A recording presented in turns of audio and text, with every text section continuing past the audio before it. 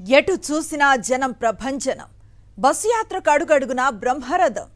ఇది 20 రోజులుగా మేమంతా సిద్ధం అంటూ సీఎం జగన్ చేపట్టిన బస్సు యాత్రకు వస్తూ ఉన్న స్పందన. యాత్ర మొదలైనప్పటి నుంచి ఏ జంక్షన్కు వెళ్లినా, ఏ సెంటర్ దగ్గర జగన్ బస్సు ఆగినా జన నీరాజనమే కొనసాగుతోంది. ప్రొద్దుటూరు, పత్తికొండ, రంగంపేట సెంటర్ ఏదైనా, అంగళ్ళు, కండ్రిక, ఎన్ఏడి జంక్షన్ ఎక్కడైనా సీఎం జగన్ ఎక్కడికి అడుగు పెట్టినా అక్కడ ఉప్పొంగే అభిమానమే కనిపిస్తోంది. మన్ను టెండల్లో సైతం సీఎం జగన్ చిరుమందహాసంతో అభివాదం చేస్తూ ఉంటే ఆయనకు మద్దతుగా వచ్చిన జనం సంతోషంతో జేజేలు కొట్టారు. 4 వారాలుగా దారులన్నీ జననేత జగన్ యాత్ర వైపే సాగుతున్నాయి. సంక్షేమ రథ సారథి వెంటే అడుగులు కలిపిన అభిమానం జనసంద్రాన్ని తలపించేలా కొనసాగుతోంది. అంతులేని అభిమానానికి మేమంతా సిద్ధం బస్సు యాత్ర జన సమ్మోహనంగా మారింది. తప్పితే ఓటు వేయొద్దని చెప్పిన దమ్మున్నడు జగను. చెప్పిన మాట చెప్పినట్టుగా చేసిన మా రాజన్న కొడుకుర జగను. ఏ కష్టం రావద్దని పేద గుండెకు ప్రతి పథకం పంపిండుర గడప గడపకు. పులి గడపలో పులి పుట్టినట్టే పుట్టిండురా.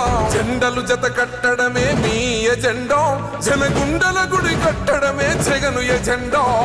బలిరా బలి బలిరా బలిరా, పులి వెందులలో పుట్టిందా పులిరా.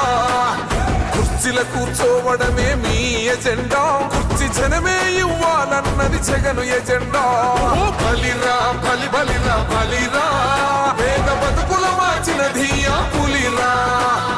గవర్నెన్స్ లో ఎప్పుడు చూడని అభివృద్ధి ఈ రోజు జరుగుతా ఉంది. మొట్టమొదటిసారిగా స్కూళ్లు మారుతా ఉన్నాయి, రూపురేఖలు మారుతా ఉన్నాయి. హాస్పిటల్స్ మొట్టమొదటిసారిగా ప్రివెంటివ్ కేర్ అన్నది దేశానికే పరిచయం చేస్తా ఉన్నాం బుల్లెట్ క్లినిక్స్ ద్వారా. ఈ 4 సంవత్సరాల కాలంలోనే ఏకంగా మా అన్న ప్రభుత్వంలో మరో 4 సీపోర్ట్స్ ఈ రోజు వేగంగా కట్టడం జరుగుతా ఉంది అని కూడా చెప్పండి. భయమెరుగని ఆ పేరుకు హడలు, అసలంచబోడు ఎవడికి మెడలు. ఆయనెదురుగా కొడుతున్నారు తొడలు, వేసుకుంటారు రా తప్పక చెడలు.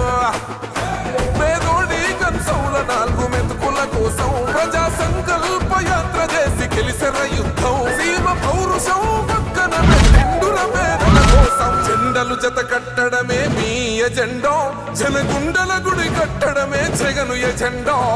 బలిరా బలి బలిరా బలిరా, పులి వెందులలో పుట్టిందా పులిరా. కుర్చీల కూర్చోవడమే మీ ఎజెండా, కుర్చీ జనమే ఇవ్వాలన్నది జగను ఎజెండా. బలిరా బలి బలిరా బలిరా, పేద బతుకుల మార్చినది ఆ పులిరా.